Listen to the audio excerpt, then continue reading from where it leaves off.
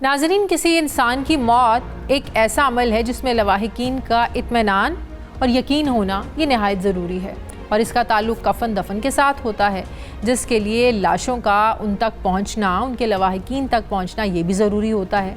पानी से कुछ देर बाद निकलने वाली लाशें बाज़ औक़ात नाकाबिल शनाख्त होती हैं, जिसके लिए DNA के सैंपल्स के लिए FIA ने खुसूसी डेस्क भी बनाया है। लेकिन अभी तक सवाल ये है कि जो पाकिस्तानी ज़िंदा बच गए हैं वो भी अभी तक वापस नहीं पहुंचे हैं, तो लाशों को लाने का निज़ाम फिर कैसा होगा? इस साने पर पाकिस्तानी वज़ारत ख़ारजा की यूनानी हुकूमत के मुबैना किरदार के हवाले से खामोशी भी बहुत सारे सवालात उठा रही है। गैर मुल्की मीडिया में मुसलसल इस बात की निशानदही की जा रही है कि इस अफसोसनाक वाक़े में यूनान के कोस्ट गार्ड की मुजरिमाना गफलत भी शामिल थी। बरतानवी नशरियाती इदारे की रिपोर्ट के मुताबिक इंजन फेल होने की वजह से कश्ती 7 घंटों तक एक ही जगह पर खड़ी रही, जिसके दौरान कश्ती कामला यूनानी कोस्ट गार्ड से मदद भी मांगता रहा, मगर उनकी फरियाद नहीं सुनी गई। उसी तरह बरतानिया के एक दूसरे अखबार गार्डियन ने भी अपनी एक तहकीकाती रिपोर्ट में इंकशाफ किया है कि यूनानी कोस्ट गार्ड अपनी गफलत पर पर्दा डालने की कोशिशों में मसरूफ़ हैं। हादसे के बाद यूनानी हुकाम ने रेस्क्यू ऑपरेशन को फौरी बंद किया और डूबने वाले तमाम अफराद को मुर्दा करार दे दिया। गार्डियन की तरफ से इस पॉइंट की भी निशानदही की गई कि डूबने वाली कश्ती का इंजन कुछ दिन पहले फेल हो गया था, जो इस बात का सबूत है कि अमले को मदद के लिए ज़रूर पुकारा गया होगा। लेकिन दूसरी तरफ यूनान हुकूमत की तरफ से इन तमाम इल्ज़ामात की तरदीद के बाद मौक़िफ़ सामने आया है कि मुसाफिरों की तरफ से यूनानी साहिली मुहाफ़िज़ों से कोई मदद की दरख्वास्त नहीं की गई, क्योंकि वो तो इटली जाना चाहते थे। अब सवाल ये है कि क्या इस साहने में ज़्यादा तादाद पाकिस्तानियों की थी, तो पाकिस्तान इस पर सवाल क्यों नहीं उठा रहा है? क्या पाकिस्तानी हुकाम ने यूनानी कोस्ट गार्ड के इस मौक़िफ़ को तस्लीम कर लिया है? इस पर मैं बात करूंगी। मुझे additional DG FIA Rana Abdul Jabbar साहब मुझे ज्वाइन कर रहे हैं। अस्सलाम वालेकुम, बहुत बहुत शुक्रिया राना साहब आपका। राना साहब, अब तक आप लोगों की तरफ से जो एक ऑपरेशन शुरू हुआ है इंसानी स्मगलरों को पकड़ने का, क्या उन सबका ताल्लुक इसी वाक़े से है? जी शुक्रिया जी, आपने मुझे मौका दिया। जी, जो अभी हमारी इस वक्त कैंपेन चल रही है या जो एक्टिविटीज़ चल रही हैं, उसमें हमने अभी तक इस वाक़े के मुतल्लिक़ तकरीबन 70 के करीब FIR दर्ज की हैं, और उसमें से 27 जो हैं वो इस वाक़े में मुलव्विस जो स्मगलर्स हैं, जो एजेंट्स हैं, उनको गिरफ्तार किया गया। उनके साथ इन्वेस्टिगेशन में क्या चीज़ें, क्या इंकशाफात सामने आए हैं? कितने कितने पैसे लिए, कब से वो ये काम कर रहे थे, और क्या उनका ये पूरा एक नेटवर्क है जो यकीनन पाकिस्तान में नहीं होगा? पाकिस्तान से कराची गए, कराची से लिबिया, फिर लिबिया से आगे उन्होंने जाना था। क्या पूरा एक ये बड़ा नेटवर्क है? ये बेसिकली एक इकोनॉमिक माइग्रेशन है जी, जिसका या इस खत्ते से, जो कि ख़ास तौर पर हमारा जो नॉर्दर्न पंजाब है और GT रोड के जो गुजरांवाला डिवीज़न है, गुजरात है, और उसके साथ फिर मुल्क का आज़ाद कश्मीर का इलाका है, उस एरिया से ये ज़्यादा माइग्रेशन का ट्रेंड है। और ये जो इसके लिए इस वक्त जो ये स्मगलर्स जो इसमें ऑपरेट कर रहे थे, वो 25 से 30 लाख रुपए हमें पता चला है इंटरोगेशन के दौरान कि वो लोगों से लेते थे। और फिर जितने भी ये लोग गए हैं, उनमें प्राइमरीली मोस्टली वैलिड वीज़ा पे उन्होंने ट्रैवल किया है, वैलिड डॉक्यूमेंट्स पे ट्रैवल किया है, और वैलिड डॉक्यूमेंट्स पे वो पाकिस्तान का बॉर्डर क्रॉस करके गए हैं। यहाँ से इलीगल बॉर्डर क्रॉसिंग बहुत ही नेग्लिजिबल हुई है इस वाक़े में, और आगे जाकर लीबिया में नहीं, जो लोग आप कह रहे हैं डूबे हैं, वो उन सबके पास लीगल वीज़ा था, ये कह रहे हैं आप? जी, जो हमारी अभी तक जो इन्वेस्टिगेशन है, उसमें जो विक्टिम फैमिलीज हैं जिन्होंने हमारे साथ रब्ता किया, और उनसे हमने जो डॉक्यूमेंटेशन ली, और उसके जरिए से फिर हमने लीगल वीजा कहाँ का था? ईरान का, लिबिया का, या कहाँ का लीगल वीजा था उनके पास? लिबिया जी, लिबिया का वीजा और वैलिड डॉक्यूमेंट, उस पे मोस्टली ने उसी पे ट्रेवल किया, बाय एयर गए और लिबिया तक। जाहिर बात है कि जब आपको वैलिड डॉक्यूमेंट हो तो फिर उसको रोकने में भी बहुत सारी कबाहतें होती हैं। तो आगे जाकर वो लिबिया में जब वो लीगली पहुंच गए, तो वहां से आगे से फिर जो बॉर्डर क्रॉसिंग है, वो एक इलीगल एक्टिविटी शुरू होती है, जो कि ओपन वाटर्स में है, जिसका आप जिक्र कर रहे थे। और उसमें ये जो एक ट्रेजिक इंसिडेंट हुआ, और वो जो बोट थी वो डूब गई।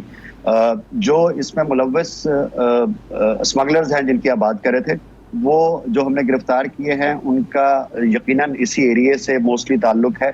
और इन्हीं का, आप बिल्कुल दुरुस्त फरमा रहे थे कि इनका ही कोई रिलेटिव या इनका कोई साथी जो एसोसिएट है वो ट्रांसनेशनल क्राइम में मुलव्वस है, वो लीबिया में मौजूद है या वो इटली में मौजूद है, और ये उसी नेटवर्क के जरिए से ऑपरेट करते हैं। और उसके मुतलका जो है हम अपनी मालूमात जो हैं वो थ्रू इंटरपोल और जो हमारे अपने लिंक ऑफिस हैं FIA के जो स्टैब्लिश हुए हैं गवर्नमेंट ऑफ पाकिस्तान की तरफ से ग्रीस में और स्पेन में और इटली में, उनको हम ये मालूमात फराहम कर रहे हैं ताकि वहाँ पर जो लोग हैं उनके खिलाफ भी कार्रवाई की जाए और इस नेटवर्क को ब्रेक किया जाए। और दूसरा, जो लोग बचे हैं वो भी यूनान में ही हैं, उनकी वापसी के लिए क्या कर रहे हैं आप लोग? वो 12 थे जी, वो 12 के 12 जो हैं वो जो ग्रीक अथॉरिटीज हैं उनके पास हैं। उनमें से कुछ ने असाइलम क्लेम कर लिया है और उनकी प्रोसेसिंग हो गई है हमारी इंफॉर्मेशन के मुताबिक, जो हमारे लिंक ऑफिस ने वहाँ पे मालूमात इकट्ठी की हैं, और कुछ अभी अंडर प्रोसेस। अच्छा, सब लोग वहाँ पे असाइलम अप्लाई कर रहे हैं, कोई भी वापस आने के लिए तैयार नहीं है? जी ऐसे ही है जी। और जो लाशें कितनी मिल चुकी हैं उनको वापस लाने के लिए ज़ाहिर है लवाहिकीन की भी तो तसल्ली बहुत ज़्यादा ज़रूरी है। कुछ लोग तो अभी तक इस आस में बैठे हैं कि शायद उनको भी कभी फ़ोन आ जाए किसी के बेटे का, किसी के खावंद का, किसी के भाई का, कि वो ज़िंदा है, वो इस जगह पर है। तो ज़ाहिर है ये एक बहुत बड़ी तसल्ली होती है लवाहिकीन के लिए कि अगर कोई मर गया है तो भी उसको परफेक्ट बिल्कुल इत्तला चाहिए, और अगर कोई ज़िंदा है उसके बारे में भी वो जानना चाहता है। तो कितनी लाशों के हवाले से आपके पास इंफॉर्मेशन है, उनको लाने का क्या बंदोबस्त है? बिल्कुल आपने दुरुस्त कहा जी। और उसमें अभी तक की जो अपडेट है उसमें एक 82 के करीब डेड बॉडीज हैं, वो 82 रिकवर हुई और उनके जो फिंगरप्रिंट्स हैं वो थ्रू इंटरपोल हमें मौसूल हो चुके हैं और नादरा जो है वो उसको प्रोसेस कर रहा है और मिनिस्ट्री ऑफ इंटीरियर भी उसको ओवरसी कर रही है। और जैसे ही वो प्रोसेसिंग कंप्लीट होगी तो जो डेटा हमारे पास है, जिन फैमिलीज ने हमारे साथ रब्ता किया हुआ है उनके साथ उनका फिर क्रॉस चेक करके तो जो हमारी इनमें से मैचिंग निकलेगी तो उनका फिर प्रोसेस किया जाएगा। फिर वो डेड बॉडीज की आइडेंटिफिकेशन का प्रोसेस कंप्लीट हो गया। एट द सेम टाइम हमने DNA की कलेक्शन भी कंप्लीट कर ली है, जो कि विक्टिम फैमिलीज ने हमारे साथ रब्ता किया। वो भी हम DNA का जो डेटा है वो शेयर करेंगे ग्रीक अथॉरिटीज के साथ, और जो डेड बॉडीज वहाँ पर रिकवर हुई हैं उनके DNA के साथ जब मैच हो जाएगा तो फिर जो डेड बॉडीज पाकिस्तान की होंगी तो उनके लवाहिकीन तो ग्रीक अथॉरिटीज करेंगे। कितने पाकिस्तानी मिसिंग हैं, उन्होंने कोई इन्फॉर्मेशन दी कि कितने मिल ही नहीं सके पानी से? उनकी अनकन्फर्म न्यूज़ हैं सारी की सारी, क्योंकि ये जो जिस शिप पे ये आए थे, जिस तरह आप पहले बता रही थी, उसमें एग्जैक्ट कितने नंबर्स थे वो बताना मुश्किल है। लेकिन जो 12 पाकिस्तानी सर्वाइवर थे उनके साथ जब FIA लिंक ऑफिस के इंचार्ज ने बात की इनफॉर्मली शुरू में ही पहले दिन जब वो रिकवर हुए वहाँ से, तो उनके मुताबिक कोई हमारा जो फिगर है वो 300 के करीब है, 300 प्लस हो सकता है जो कि पाकिस्तानी इस बोट में आप लोगों की बचने वालों से वैसे बात हुई है कि पता चल सके असल में वजह हुई क्या?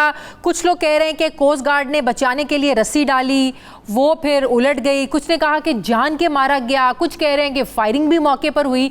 ये तो जो एनी शाहिद है, जो मौजूद था, जो बच गया है, वो बता सकता है। तो क्या आप लोगों ने किसी ने इस सही मौक़िफ़ को जानने की कोशिश नहीं की कि जो बच गए हैं पाकिस्तानी उनसे बात की जाए? जी, जो हमारे सर्वाइवर हैं वो चूंकि जब उनको रेस्क्यू करके लाया गया तो उसके बाद वो ग्रीक अथॉरिटीज़ के ही कस्टडी में थे और उनके अपने रूल्स एंड रेगुलेशंस के मुताबिक चूंकि वो असाइलम सीक कर रहे होते हैं तो उनकी जो एक्सेस है वो रिस्ट्रिक्टेड होती है। अभी हमारे जो एम्बेसी है ग्रीस में, उन्होंने at the highest level request की है कॉन्सुलर एक्सेस की, ताकि उनसे ये पूछा जा सके कि वहाँ पर क्या हुआ, वो आफ्टर ऑल पाकिस्तानी सिटीजन हैं और वो कैसे हुआ और कितने लोग थे। तो वो रिक्वेस्ट अभी पेंडिंग है with the Greek authorities and we are hopeful के उसका कोई पॉजिटिव रिप्लाई आएगा तो फिर we will be in a better position to understand कि एक्चुअली वहाँ पर क्या हुआ और इनके जो बाकी साथी थे वो कितने थे।